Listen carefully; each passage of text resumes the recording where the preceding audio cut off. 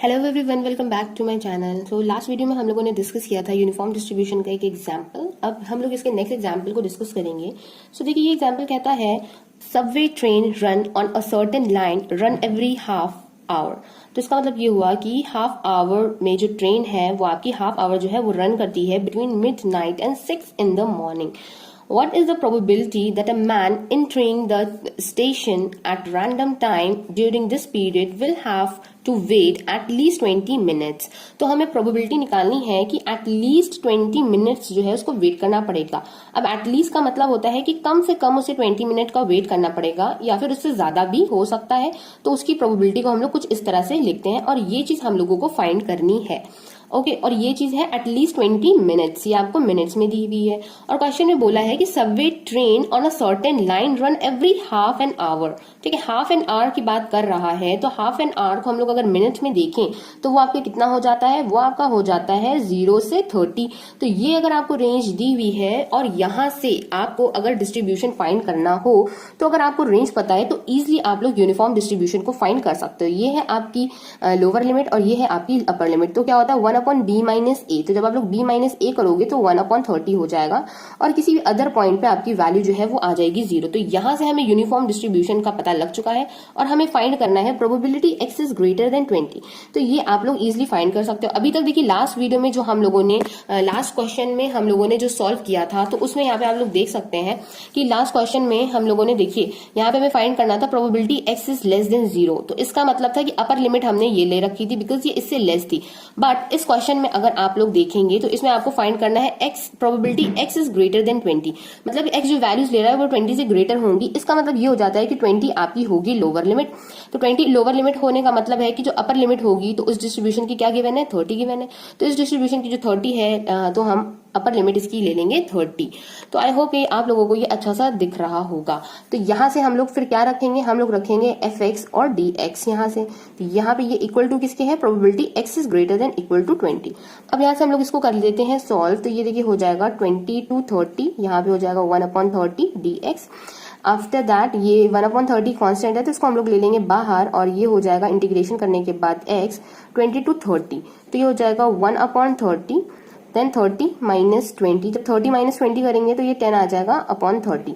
तो देखिए यहाँ पे हमारी वैल्यू आ जाती है 1/3 जो कि बहुत ही ज्यादा इजी और आसानी से निकल आई है। तो बस आपको करना इतना है कि क्वेश्चन को आपको अच्छे से समझना है कि क्वेश्चन क्या कह रहा है, क्या लिमिट्स दी हुई है, क्या रेंज दी हुई है और क्या चीज आपसे बोल रहा है कि आप लोग मतलब इस तरह से मतलब यूनिफॉर्म डिस्ट्रीब्यूशन लगाओगे या कोई और सा डिस्ट्रीब्यूशन लगाओगे। तो ये चीज आप लोगों को बस समझनी है। अदरवाइज जो क्वेश्चन है देखिए आप लोग का बहुत ही ज्यादा ईजी है और कैलकुलेशन भी इसका बहुत आसान है। सिंपल इंटीग्रेशन है, वो तो आप लोगों ने इंटर में कर रखा होगा। सो आई होप कि आप लोगों को ये वाला एग्जाम्पल भी समझ में आया होगा। सो चलिए अब हम लोग बढ़ते हैं अपने दूसरे एग्जाम्पल की तरफ। तो हम लोग देखिए अब करेंगे एग्जाम्पल 9.23। तो एग्जाम्पल 9.23 भी बहुत ज्यादा इजी एग्जाम्पल है और एक डिफरेंट टाइप का एग्जाम्पल है। तो देखिए ये कहता है कि x follows a uniform distribution 0, 1। तो देखिए x आपका जो यूनिफॉर्म डिस्ट्रीब्यूशन है उसकी रेंज आपको 0 and 1 गिवन है।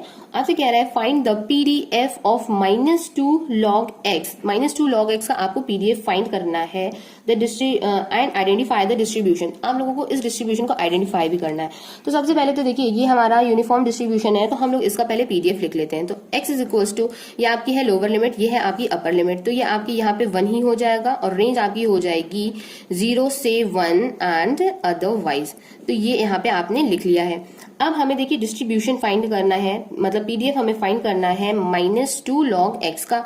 अब सबसे पहले देखिए हम लोग सीडीएफ कैसे लिखते हैं, f of x capital F से रिप्रेजेंट करते हैं और ये क्या होता है, probability x is less than equal to small x। ये वैल्यू होती है आपकी। सो अब देखिए ये वैल्यू होती है यहाँ पे, तो इसका मतलब है कि इसको देखिए हम लोग किस तरह से लिख सकते हैं। अगर इसको हम लोग ये जो हमें कोई भी वैल्यू मान लीजिए गिवन है इसको हम लोग मान ले y, तो इसका मतलब है कि ये हमारा हो जाएगा probability y is less than equal to small y। क्योंकि वेरिएबल्स हैं, वेरिएबल तो हम लोग कुछ भी ले सकते हैं। तो हम लोगों ने डिस्ट्रीब्यूशन निकालना है इसका, दैट इज y वाले टर्म का। इसको आप लोग एफ ऑफ वाई भी कर सकते हैं। तो ये मैंने आपको एक जनरल बात बताने के लिए, बिकॉज हम लोग मोस्टली एक्स वेरिएबल का यूज करते आ रहे हैं, तो इसलिए मैंने एक्स ले लिया था। बट मैंने यहाँ पे अगर इसको वाई नोटेशन दिया, ये Y is equals to -2 log x है और इसका आपको पीडीएफ बताना है। तो यहाँ पे आप लोग लेंगे F of Y, probability Y is less than equal to Y. तो यहाँ से प्रोबेबिलिटी वाई की जगह पे आप लोग इसको सब्स्टिट्यूट कर देंगे -2 log, ये आपको x गिवन है, यहाँ पे रखा x, then less than equal to Y. अब देखिए यहाँ पे माइनस टर्म आ रहा है, हम चाहते हैं माइनस का टर्म आपका उधर चला जाए और 2 भी आपका उधर चला जाए। तो देखिए इसको जब हम लोग मल्टीप्लाई करेंगे माइनस से, तो ये हो जाएगा आपका log x, ये इक्वालिटी का साइन आपका चेंज हो जाएगा, आप लोगों को ये चीज पता होगी। और ये जो 2 था ये आपका इसके डिनोमिनेटर में आ जाएगा कुछ इस तरह से। अब ये चीज आप लोगों को करनी आती होगी। अब देखिए यहाँ से अगर मैं इसको भी कन्वर्ट करना चाहूं, अगर मैं इसको, आपको पता है यहाँ पे बेस में e होता है, मैं e की पावर ये ले लूं और x को मैं एक ही साइड रख के सॉल्व करने की कोशिश करूं, तो देखिए ये आ जाता है कुछ इस तरह से, probability x is greater than equal to e to the power -y/2। देखिए मैं आपको एक एक स्टेप बता रही हूँ ताकि आप लोगों को बहुत अच्छे से क्लियर हो सके। तो देखिए मैंने ये चीज लिख ली। अब इसके बाद देखिए हम लोग यहाँ से क्या कर सकते हैं, अब देखिए ये ग्रेटर देन है, आप लोग इसको भी लेके सॉल्व कर सकते हैं। अदरवाइज अगर आप लोग अगर लेस देन की क्वांटिटी, देखिए मैं आपको यहाँ पे करके बता दे रही हूँ। देखिए यहां से आप लोगों का ये है probability x is greater than equal to e to the power -y/2। तो देखिए मैं इसको यहां से ये कर देती हूँ 1 माइनस प्रोबेबिलिटी x, आपका ग्रेटर में था, आप लोगों ने देखा। अब यहाँ से जब मैंने 1 माइनस करा तो आपका ये जो प्रोबेबिलिटी है ये लेस में आ जाएगी, e to the power y/2। तो ये आ गई यहाँ से। आप लोग चाहो तो आप लोग यहाँ से भी निकाल सकते हो, आप लोग इसको लोअर लिमिट ले लोगे, देन अपर लिमिट आप लोग 1 लेके सॉल्व कर लोगे। अदरवाइज आप लोग 1 माइनस करते हो तो यहाँ से e to the power -y/2 आपकी अपर लिमिट हो जाएगी एंड लोअर लिमिट हो जाएगी आपकी 0। मैंने बस ये इसलिए किया बिकॉज लोअर लिमिट 0 हो जाएगी तो थोड़ा कैलकुलेशन में और आसानी आपको हो जाएगी। अब यहाँ पे हमें रखना क्या है, fx रखना है एंड dx, तो ये हो जाएगा 1 माइनस, अब आप लोग देख रहे हैं 0 से e to the power -y/2 और fx की वैल्यू 1 है इंटू dx, देन 1 माइनस, जब आप लोग इसको सॉल्व करोगे ये आ जाएगा x 0 e to the power -y/2, then 1 minus, जब आप लोग अपर लिमिट रखोगे तो e to the power -y/2 0 रखोगे तो वो तो आपका वैनिश हो जाएगा। तो यहां से देखिए ये हमारी किसकी वैल्यू आ गई है, ये हमारी वैल्यू आई है probability y is less than equal to y। Probability y is less than equal to y का मतलब क्या है, ये इक्वल है आपके f of y, that means capital F of y के इक्वल है, मतलब कि ये आपका CDF आ गया है। अब आपको निकालना है PDF, तो देखिए PDF होता है हमारा स्मॉल f ऑफ y होता है, इसका मतलब जो CDF हमें गिवन होता है उसको हम लोग डिफ्रेंशिएट करते हैं एक बार। तो अगर हमारे पास कोई भी CDF गिवन है और उसको हमने एक बार उसी वेरिएबल के रिस्पेक्ट में डिफ्रेंशिएट कर दिया तो हमें PDF फाइंड आउट हो जाता है। तो देखिए अब हम लोग अगर इसको डिफ्रेंशिएट करते हैं तो इसकी जो वैल्यू है वो हमारी आ जाती है 1/2 e to the power -y/2। आप लोग इसको एक बार डिफ्रेंशिएट करके देख सकते हैं। तो अगर मैं इसको पहचानने की बात करूं तो देखिए ये जो है ये हो जाता है आपका काई स्क्वायर डिस्ट्रीब्यूशन। अब देखिए ये आपका काई स्क्वायर डिस्ट्रीब्यूशन किस तरह से हो गया, तो अब आप लोग देखिए मैं यहाँ पे अगर आपको काई स्क्वायर डिस्ट्रीब्यूशन का PDF लिख के दिखाऊं, chi square with n degrees of freedom का, तो देखिए ये यहाँ पे क्या हो जाएगा, इसका अगर मैं PDF यहाँ पे लिखूं तो देखिए f of x is equals to, ये आपका होता है 1/2 to the power n/2 gamma n/2 e to the power -x/2 then x to the power n/2 -1। आप लोग अपनी बुक्स में देख सकते हैं।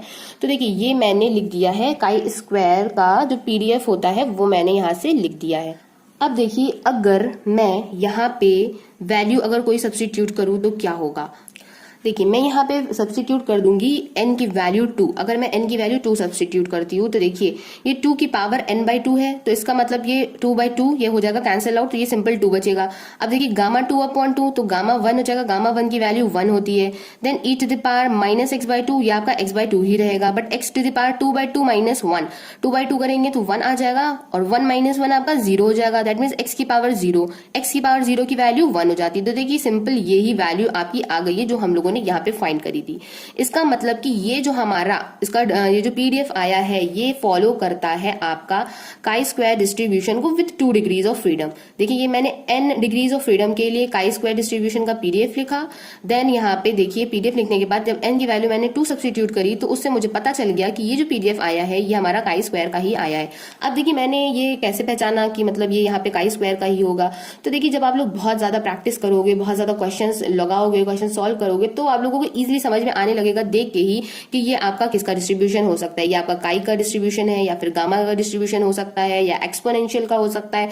अगर यहाँ पे आप लोग देखिए तो ये आप लोगों का एक तरह से एक्सपोनेंशियल डिस्ट्रीब्यूशन भी है, क्योंकि देखिए अगर मैं एक्सपोनेंशियल का पीडीएफ लिखती हूँ तो देखिए एक्सपोनेंशियल थीटा का मैं लिख के दिखा रही हूँ कि अगर एक्स आपका फॉलो करता है एक्सपोनेंशियल मान लीजिए 1/2 का, अभी मैं आपको देखिए जनरल लिख के दिखाती हूँ, मान लीजिए एक्सपोनेंशियल थीटा है तो ये हो जाएगा theta into E to the power theta X, और रेंज होती है इसकी 0 से इनफाइनाइट। ये आपका होता है एक्सपोनेंशियल डिस्ट्रीब्यूशन का। बट यहीं पे अगर मैं बोल दूं कि एक्स फॉलो करता है एक्सपोनेंशियल हाफ, इसका मतलब जहां जहां पे आपका थीटा है वहां पे आपको हाफ सब्स्टिट्यूट करना है। तो देखिए हाफ और e to the power minus half और ये एक्स हो जाएगा। तो देखिए ये जो आया है वो कुछ इसी तरह का है।